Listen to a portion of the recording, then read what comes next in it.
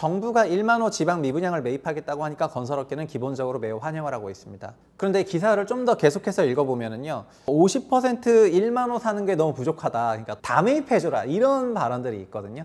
그러니까 우리나라가 이익은 사유화하고 손실은 국유화하는 모조 자본주의의 나라인데요, 진성 자본주의가 아니라 이런 가짜 자본주의가 된 데는 그냥 정부가 결국에 시장을 그렇게 만들었기 때문에 그게 되게 크다고 생각을 합니다. 안녕하세요, 최부심입니다. 침체 앞에 아기가 되는 어른들, 보시면은 2차 추경을 하게 됐는데 2차 추경에는 미분양 주택을 환매 조건부로 1만 호를 매입을 하는 게 있습니다. 우리나라 미분양 주택이 지금 7만 호 정도 되는데 그 7만 호에 1만 호 정도를 매입한다는 내용을 포함을 하고 있습니다. 정부가 이번 추가 경정 예산 추경을 통해서 미분양 주택을 환매 조건부로 매입을 하는 거고요. 국토부는 추경 주요 사업의 하나로 건설 경기 활성화를 위해서 지방의 중공점 미분양을 주택도시보증공사가 분양가의 50%에 매입을 하는, 그러니까 반값에 일단 사겠다는 겁니다. 그게 미분양 안심 환매 프로그램을 시행을 한다고 지난주에 밝혔습니다. 매입 규모는 3년간 1만 호고 연 3,300호 매입할 거고요. 매입에 들어가는 비용 최대 2조 4천억인데 3천억을 정부가 직접 지원할 생각입니다. 이번 주택 매입 대책은 건설사 환매라는 거는 건설사가 주택을 다시 사갈 수 있다는 건데요.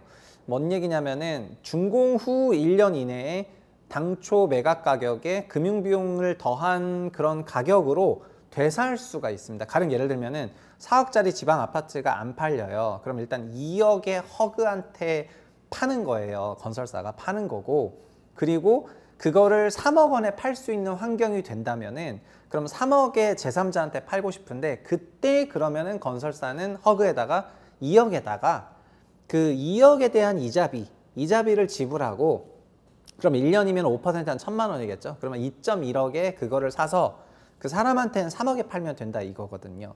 그래서 이런 방식으로 환매 조건부입니다. 그러니까 건설회사 입장에서 뭐가 좋냐면은 지금 아예 안 팔려가지고 돈이 안 돌고 있는데 그래도 절반 가격에라도 그거를 팔았으니까 그러면 그 2억이라는 현금 흐름은 들어오는 거고, 그 2억으로 들어오는 걸로 공사 완결 싣고 그 다음에 준공시킬 수 있는 캐시플로우는 되거든요.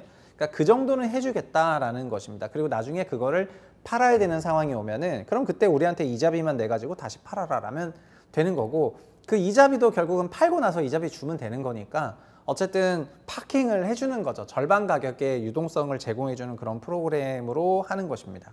정부가 1만 호 지방 미분양을 매입하겠다고 하니까 건설업계는 기본적으로 매우 환영을 하고 있습니다. 뭐 50%라도 버틸 힘이 생겼다, 이런 내용이 되는 거고요.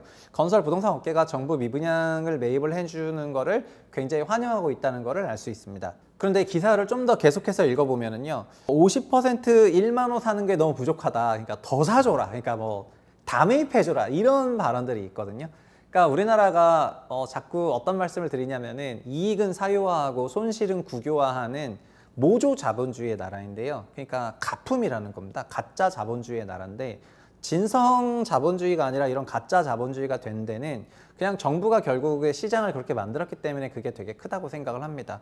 지방에 있는 주택사업이라는 거는 원래 강세장의 끝단에서 나오는 일들입니다. 통상 강세장은 가격 순서대로 올라가고 1등주부터 꼴등주까지 올라가는 게 강세장인데, 그 끝단부에서 나왔을 때 사람들이 고 레버리지로 포지션을 잡고 돈을 벌려고 그렇게 과도하게 갔다가 결국 시장 조정이 나오게 되면은 그런 것들이 자연스럽게 조정이 되는 과정에서 시장이 균형을 회복하는 부분이 존재하는데, 물론 100% 시장에 맡기면 된다 이런 건 아니지만은 어느 정도 시장의 자정작용은 필요한데, 이런 자정작용이 좀 없어서 시장이 구조적인 침체로 갈까봐 일부 조금 도와준다고 하면은, 그러면 그때는 일부 도와주는 것이 아니라 그냥 싹 다 도와줘라, 다 살려달라, 이런 식으로 그냥 보따리 내놓으라는 말을 많이 하거든요.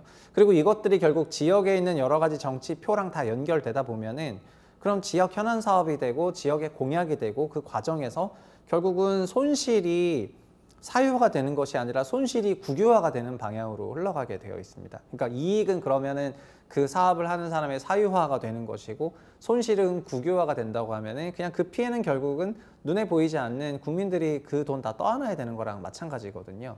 그리고 이런 방식으로 시장이 흘러갔을 때 시장에서 어떤 반면교사가 있느냐, 그러니까 다음에 지방주택 경기 과열이 됐을 때 그 과열을 막을 수 있는 어떤 장치를 만들어 놓냐, 항상 그런 것도 만들어 놓지 않고 그래서 저는 이게 부동산에서만 이런 건 아니고 주식도 그래요. 지금 뭐 미국 주식도 그렇고 다 어느 나라나 그런데 주식 시장이 폭락하면은 뭐 연금 나와라, 뭐 연준 나와라 이런 식으로 자산 가격의 하락을 방지하는 방식으로만 지금 자본주의가 돌아가고 있거든요. 그래서 2010년대부터 전 세계 자본주의는 사실상 모조 자본주의인데 우리나라 부동산은 훨씬 더 긴 기간을 모조 자본주의로 커왔었기 때문에 그래서 결국은 부동산 시장이 무너지면 안 된다는 그 생각, 무너뜨리지 않는다는 그런 시장의 확신 이런 것들이 너무나 강력하게 작동을 하고 있어서 단기적으로는 경기 침체를 막고 경기 충격을 막기 때문에 1년짜리로 봤을 때는 우호적으로 보이지만은 장기적으로는 이게 다 우리나라 썩게 만드는 그런 요인이라고 생각을 하고요. 1만 호 미분양 매입하는 것 정도로도 청산이 안 될 정도고 6만 호, 7만 호 다 사야 되는 그런 일은 안 생겼으면 좋겠고요. 시장의 그런 위험을 알고 대비하고 하는 사람들이랑 그런 위험을 대비하지도 않고 아무 준비하지도 않은 사람들이랑 그런 아무런 차이가 없도록 하는 정책은 더 이상 안 썼으면 좋겠다.